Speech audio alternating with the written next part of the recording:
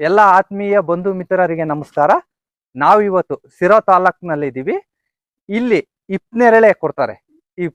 ಅಂದ್ರೆ ಇಪ್ನೆರಳೆ ಕಡ್ಡಿ ಕೊಡ್ತಾರೆ. ಒಂದಡಿ ಕಡ್ಡಿ ಕೊಡ್ತಾರೆ. ಇದು ರೇಷ್ಮೆಗೂ ಬರುತ್ತೆ, ಕುರಿಗೆ, ಮೇಕೆಗೆ, ಹಸುಗೆ ಮೇವಿಗೂ ಬರುತ್ತೆ. ಈ ವಿಡಿಯೋನ ಪೂರ್ತಿಯಾಗಿ ನೋಡಿ. ಈ ವಿಡಿಯೋ ಇಷ್ಟ ಆಯ್ತು ಅಂದ್ರೆ ನಿಮ್ಮ ಆತ್ಮೀಯ ಬಂಧು ಮಿತ್ರರಿಗೆ ಶೇರ್ ಮಾಡಿ ಅಂತ ಹೇಳ್ತಾ ವಿಡಿಯೋ ಸ್ಟಾರ್ಟ್ ಮಾಡ್ತಾ ಇದೀನಿ. ಬನ್ನಿ ಸರ್. ನಮಸ್ತೆ ಸರ್. ನಮಸ್ಕಾರ.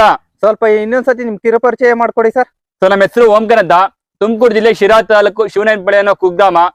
ಈಗಾಗಲೇ ನಾವು 5 ವೆರೈಟಿ ನೇಪಿಯರ್ ತೋರಿಸಿದ್ವಿ. ಇದು ಬಂದು ಹಿಪ್ನೇರಳೆ ಅಂತ. ಇದು ರೇಷ್ಮೆ ಕೃಷಿ ಸಾಕಾಣಿಕೆದಾರರಿಗೆ ಬರುತ್ತೆ. ಇದು ಕುರಿ ಮೇಕೆಗೆ ಹುಲ್ಲಾಗಿ ಬಳಸ್ಕೋಬಹುದು, ರೇಷ್ಮೆ ಕೃಷಿ ಮಾಡ್ಕೋಬಹುದು, ತಪ್ಪಿರ ಅಡಿಕೆ ಗಿಡ ತೋಟಕ್ಕೆ ನೆರಳಾಗಿ ಬಳಸ್ಕೋಬಹುದು. ನೋಡಿ ಯಾವ ರೀತಿ ಇದೆ ಅಂತ. ಒಂದ್ ಗಿಡದಲ್ಲಿ ಇದು ಮರ ಮಿಶ್ರಿತ ಹುಲ್ಲು. ಇದು ಈಗ ಎಕರೆಗೆ ಸರಿಸುಮಾರು ಒಂದು 6,000 ರಿಂದ 8,000 ಕಡ್ಡಿಗಳು ಬೇಕಾಗುತ್ತೆ. ಡೈರೆಕ್ಟ್ ಪ್ಲಾಂಟಿಂಗ್ ಮಾಡಬಾರ್ದು. ಒಂದು ಪಾಚಿ ತರ ಮಾಡ್ಕೊಂಡು ಅಲ್ಲಿ ನಾಟಿ ಮಾಡ್ಕೊಂಡು ತದನಂತರ ಮೊಳಕೆ ಬಂದಿರೋ ಕಡ್ಡಿಗಳನ್ನ ಹೊಲದಾಗ ನಾಟಿ ಮಾಡ್ಬೇಕು ಸರ್. ಇದು ಈಗ ಇದನ್ನ ಅತ್ಯಧಿಕ ಪ್ರೋಟೀನ್ ಇರೋ ಕಂಟೆಂಟ್ ಇರೋ ಮೇವು. ಇದು ಸರಿ ಸುಮಾರು 28 ರಿಂದ 30% ಪ್ರೋಟೀನ್ ಇದೆ ಇದರಲ್ಲಿ. ಇದು ಮೇಕೆ ಕುರಿ ಹಾಕೊಂಡು ಅತ್ಯುತ್ತಮ ಇಳುವರಿ ಬರುತ್ತೆ. ಈಗ ಹಸು ದನಕ್ಕೆ ಹಾಕೊಂಡ್ರೆ ಒಳ್ಳೆ ಹಾಲಿನ ಇಳುವರಿ ಬರುತ್ತೆ ಸರ್. ಇದು ಸರ್ ನೀವು ಈಗ ಎಷ್ಟು ಅಡಿ ಕಡ್ಡಿ ಕೊಡ್ತೀರಾ ಸರ್? ಸರ್, ಇದು ಬಂದು ಹಿಪ್ನೇರಳೆ 1 ಅಡಿ ಕಡ್ಡಿ ಕೊಡ್ತೀವಿ ಸರ್ ನಾವು. ನೋಡಿ ಯಾವ ರೀತಿ ಬಂದಿದೆ ಅಂತ. ಇದು ಮರ ಮಿಶ್ರಿತ ಹುಲ್ಲಾಗಿರೋದ್ರಿಂದ ಇದು ತುಂಬಾ ಮರತರ ಡೆವಲಪ್ ಆಗುತ್ತೆ. ಇದು ಸರ್ ಇದು ಹೈಟ್ ಎಷ್ಟು ಬೆಳೀತತೆ ಸರ್? ಹೈಟ್ ಇದು ಮರ ಮಿಶ್ರಿತ 15 ಅಡಿ 20 ಅಡಿವರೆಗೂ ಹೋಗ್ತಾ ಇರುತ್ತೆ ಇದು. ಅಂದ್ರೆ ಅಲ್ಲಿವರೆಗೂ ನಾವು ಬಿಡ್ಕೊಂಡ್ ಹೋಗ್ಬಾರ್ದು. ಒಂದು ಪ್ಲಾಂಟಿಂಗ್ ಅಂತ ಹೇಳಿದ್ರೆ ಇಲ್ಲಿ ಕಟ್ ಮಾಡ್ಕೋಬೇಕು. ಈ ತರ ಇದನ್ನ ನಾವು ಬಿಡ್ಸ್ಕೋಬೇಕು. ಇಲ್ಲಿಗೆ ಇಷ್ಟಕ್ಕೆ ಬಿಡ್ಸ್ಕೊಂಡು ಇಲ್ಲೇ ಇದು ಮಾಡ್ಕೋಬೇಕು. ಈ ಮೇಲೆ ಹೋಗೋದು ಬಿಡಕ್ ಹೋಗ್ಬಾರ್ದು. ಕಟ್ ಮಾಡಿ ಬಿಸಾಕ್ತಾ ಇರ್ಬೇಕು. ಬನ್ನಿ ಸರ್ ತೋರಿಸ್ತೀನಿ ಯಾವ ರೀತಿ ಕಟ್ ಮಾಡ್ಬೇಕಂತ. ಇಲ್ಲಿ ಕಟ್ ಮಾಡಿ ಬಿಸಾಕ ಅಂತಿರಬೇಕು. ಜಾಸ್ತಿ ಬಿಡ್ಕೊಳಕ್ ಹೋಗ್ಬಾರ್ದು. ನೋಡಿ ಇದೆಲ್ಲ ಕಟಿಂಗ್ ಯಾವ್ದು ರೀತಿ ಮಾಡಿದ್ವಿ ಅಂತ ಆಲ್ರೆಡಿ ಈಗಾಗಲೇ.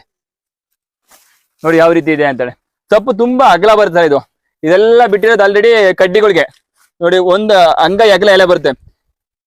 ಇದು ವಿಶೇಷವಾಗಿ V1 ಮಲ್ಬೇರಿ ಅಂತಾನು ಕರೀತಾರೆ ಇದನ್ನ. V1 ಮಲ್ಬೇರಿ ಅಂತೆಲ್ಲ ಕರೀತಾರೆ. ನಮ್ಮ ಕನ್ನಡದಲ್ಲಿ ಅಚ್ಚ ಕನ್ನಡದಲ್ಲಿ ಹಿಪ್ನೇರಳೆ ಅಂತ ಕರೀತಾರೆ ಸರ್ ಇದನ್ನ. ನೋಡಿ ನಮ್ಮ ಅಡಿಕೆ ಗಿಡಕ್ಕೆ ಆಗ್ತದೆ ಯಾವ ರೀತಿ ನೆರಳಿಂದ ಯಾವ ರೀತಿ ಇದಾಗಿದೆ ಅಂತ. ಏನ್ ಜಾಸ್ತಿ ನೀರ್ ಬೇಕಾಗಲ್ಲ ಸರ್ ಇದಕ್ಕೆ. ಸೇಮ್ ನಮ್ ನೇಪಿಯರ್ ಯಾವ ರೀತಿ ಬೆಳಿತೇವೆ ಇದನ್ನ ಅದೇ ರೀತಿ ಬೆಳೆದ್ರೆ ನಡೆಯುತ್ತೆ. ಇದು ಯಾವ್ಯಾವ ಪ್ರಾಣಿಗಳಿಗೆ ಕೊಡ್ಬೋದು ಸರ್? ಸಾಕು ಪ್ರಾಣಿಗಳಿಗೆ? ಸಾಕು ಪ್ರಾಣಿ ಅಂದ್ರೆ ಮೇಕೆ ಕೊಡ್ಬೋದು, ಕುರಿ ಕೊಡ್ಬೋದು, ಮೊಲ ಕೊಡ್ಬೋದು, ತಪ್ಪಿರೆ ಹಸು ಎಮ್ಮೆ ಕೊಡ್ಬೋದು, ನಡೆಯುತ್ತೆ ಸರ್. ಏನ್ ಸಮಸ್ಯೆ ಆಗೋದಿಲ್ಲ. ಹೆಚ್ಚಿನದಾಗಿ ಈಗ ನಮ್ ರೇಷ್ಮೆ ಕೃಷಿ ಸಾಕಾಣಿಕೆದಾರರು ಈಗ ರೇಷ್ಮೆ ಕಡ್ಡಿಗಳು ಹಾಕಂತಾರೆ. ರೇಷ್ಮೆ ಕಡ್ಡಿಯ ಬದಲಾಗಿ ಈ ಹಿಪ್ನೇರಳೆ ಕಡ್ಡಿ ಹಾಕೊಂಡ್ರೆ ಒಳ್ಳೆ ಇಳುವರಿ ಬರುತ್ತೆ ನಿಮಗೆ. ಕನಿಷ್ಠ ಒಂದು ಎಕರೆ ಹಾಕೊಂಡ್ರೆ ಮಿನಿಮಮ್ ಒಂದು 205 ರಿಂದ 300 ಚಾಕಿ ಮೇಂಟೈನ್ ಮಾಡ್ಬೋದು. 205 ರಿಂದ 300 ಚಾಕಿ ಮೇಂಟೈನ್ ಮಾಡಿ ಆರಾಮ್ಸೆ ಡೆವಲಪ್ ಆಗುತ್ತೆ ಸರ್. ಏನ್ ಸಮಸ್ಯೆ ಆಗಲ್ಲ. ಅವಾಗ ಒಂದ್ಸರಿ ಕಟಿಂಗ್ ಮಾಡಿದ್ದು ಮುಗಿದ್ರೆ ನೆಕ್ಸ್ಟ್ 60 ಡೇಸ್ ನಿಮ್ ಕಟಿಂಗ್ ಬರುತ್ತೆ. ವರ್ಷಕ್ಕೆ ನೀವು ಮಿನಿಮಮ್ 1 ಎಕರೆ ಹಾಕೊಂಡ್ರೆ ಮಿನಿಮಮ್ ನೀವು 5 ರಿಂದ 6 ಬೆಳೆ ತಗೋಬಹುದು. ಹಂಗಂದ್ರೆ ಈಗ ಇವತ್ತು ತಗೊಂಡು ಕಡ್ಡಿ ನೆಟ್ರೆ 60 ದಿವಸಕ್ಕೆ ಬರುತ್ತಾ ಸರ್? ಸರ್ ಮೊದಲನೇ ಕಟಿಂಗ್ಸ್ ಇದು 90 ದಿನಕ್ಕೆ, ಇದು ಕೂಡ 90 ದಿನಕ್ಕೆ. ತದನಂತರ ಈ ಕಟಿಂಗ್ ಬಿಡ್ಕೊಂತೀವಲ್ಲ ಸರ್, ಬಿಡ್ಕೊಂಡ್ಮೇಲೆ 60 ಡೇಸ್ ಬರುತ್ತೆ. ಎಲ್ಲ ಹೊಲನ ಒಂದ್ಸರಿ ನಾವು ಕಟ್ ಮಾಡಿ ನಾಟಿ ಇದು ಮಾಡ್ಕೊಂಡಾಗ ಮತ್ತೆ 60 ಡೇಸ್ ಅಂದ್ರೆ ನೀವು ವರ್ಷಕ್ಕೆ 4 ರಿಂದ 6 ಬೆಳೆ ರೇಷ್ಮೆ ಬೆಳೆ ನಾವು ತಗೋಬಹುದು. ಈಗ ರೇಷ್ಮೆ ಗೂಡ್ ಮಾಡುತ್ತಾರಲ್ಲ ಅಂತವ್ರು ತುಂಬಾ ಅನುಕೂಲ ಇದು. ಇಲ್ಲ ಸರ್ ನಮ್ಗೆ ರೇಷ್ಮೆ ಗೂಡ್ ಮಾಡೋದಿಲ್ಲ, ನಾವು ಏನ್ಲಿ ಕುರಿ ಮೇಕೆ ಅಂದ್ರೆ ಮೇವಾಗಿ ಬಳಸ್ಕೋಬೇಕಾರೆ ಇದನ್ನ ಜಸ್ಟ್ ಒಂದು 10 to 20% ಕೊಟ್ಟರೆ ಸಾಕು. ನೇಪಿಯರ್ ನಾವು 70% ಹೇಳ್ತೀವಲ್ಲ, ಇದೊಂದು 10 to 15% ಕೊಟ್ಟರೆ ನಡೆಯುತ್ತೆ. ಏನ್ ಸಮಸ್ಯೆ ಇಲ್ಲ ಸರ್. ಇಂತ ಭೂಮಿನೇ ಅಂತಲ್ಲ, ಯಾವ ಭೂಮಿಗೆ ಹಾಕಿದ್ರು ಇಳುವರಿ ಬರುತ್ತೆ ಇದು? ಸವಳು ಭೂಮಿ ಬಿಟ್ಟು ಯಾವ ಭೂಮಿಗೆ ಹಾಕಿದ್ರೆ ಇಳುವರಿ ಬರುತ್ತೆ ಸರ್. ಯಾವ್ದೇ ರೀತಿಯ ಸಮಸ್ಯೆಗಳು ನಿಮ್ಗೆ. ನೋಡಿ ಯಾವ ರೀತಿ ಬಂದಿದೆ ಅಂತ. ನಾವು ಅಡಿಕೆ ತೋಟದಲ್ಲಿ ಹಾಕಿರೋದು ಇದೆಲ್ಲ ಗಿಡದ ಗಿಡದಕ್ಕೆ. ನೋಡಿ ಯಾವ ರೀತಿ ಸ್ಟ್ರೆಂತ್ ಆಗಿದೆ ಅಂತ. ಏನಕ್ಕೆ ಹಾಕಿರ ಸರ್? ಒಂದ್ ಅಡಿಕೆ ಗಿಡ ಹಾಕಿದೀರಾ? ಒಂದ್ ಅಡಿಕೆ ಗಿಡ ಬಂದು ಅಕ್ಷಯ ಚೊಕ್ಕೆ ಬದಲಾಗಿ ಈ ತರ ನೆರಳಿಗಂತ ಹಾಕೊಂಡಿರೋದು, ಇನ್ಕ್ಲೂಡ್ ಕಡ್ಡಿಯು ಸೇಲ್ಗೆ. ಯಾವ ರೀತಿ ಇದೆ ನೋಡಿ ಸರ್. ಈಗ ಯಾವ ರೀತಿ ಬಂದಿದೆ ಅಂತ ನೋಡಿ. ಎಲ್ಲ ಯಾವ ರೀತಿ ಕಡ್ಡಿಗಳು ಗುಣಮಟ್ಟ ಆಗ್ಲಿ ಯಾವ ರೀತಿ ಮೇಂಟೈನ್ ಮಾಡಿದೆ ಅಂತ ನೋಡಿ. ಬನ್ನಿ ಸರ್, ಬೇಕು ಕಡ್ಡಿಗಳು ಕಟ್ ಮಾಡ್ತಿರೋದು ತೋರಿಸ್ಕೊಡ್ತೀನಿ ನಾನು ನಿಮ್ಗೆ ಯಾವ ರೀತಿ ಇದೆ ಅಂತ. ರೇಷ್ಮೆ ಸಾಕಾಣಿಕೆದಾರರಿಗೆ ಅತ್ಯುತ್ತಮವಾದ ಮೇವು ಇದು. ರೇಷ್ಮೆ ಕಡ್ಡಿಯ ಬದಲಾಗಿ ಹಿಪ್ನೇರಳೆ ಕಡ್ಡಿ ಹಾಕೋಬೇಕಾಗುತ್ತೆ ರೈತರು. ಏನು ರೇಷ್ಮೆಗೆ ತೊಂದರೆ ಆಗಲ್ಲ ಹುಳುಗಳಿಗೆ? ಸರ್ ರೇಷ್ಮೆ ಹುಳುಗೆ ಯಾವುದೇ ರೀತಿಯ ತೊಂದರೆ ಆಗಲ್ಲ ಸರ್. ಸೊಪ್ಪು ನೋಡಿ ಸರ್ ಯಾವ ರೀತಿ ಇದೆ ಅಂತ. ಇದು ಸೊಪ್ಪು ನೋಡಿ ಹೆಂಗಿದೆ ಅಂತ. ಅವಾಗ ಡೈರೆಕ್ಟ್ ಇದನ್ನ ನೀವು ಇದಕ್ಕೆ ಹಾಕೋಬಹುದು ಡೈರೆಕ್ಟ್. ಈಗ ಮೊದ್ಲೆಲ್ಲ ಇದು ಚಾಪೆ ತರ ಮಾಡೋದು, ಈಗ ಡೈರೆಕ್ಟ್ ಕಡ್ಡಿ ತಗೊಂಡೋಗಿ ರೇಷ್ಮೆಗೆ ಹಾಕೋಬಹುದು. 100 ರಿಂದ 300 ಮಟ್ಟಿಗೆ 1 ಲಕ್ಷ ಇನ್ಕಮ್ ಬರುತ್ತೆ.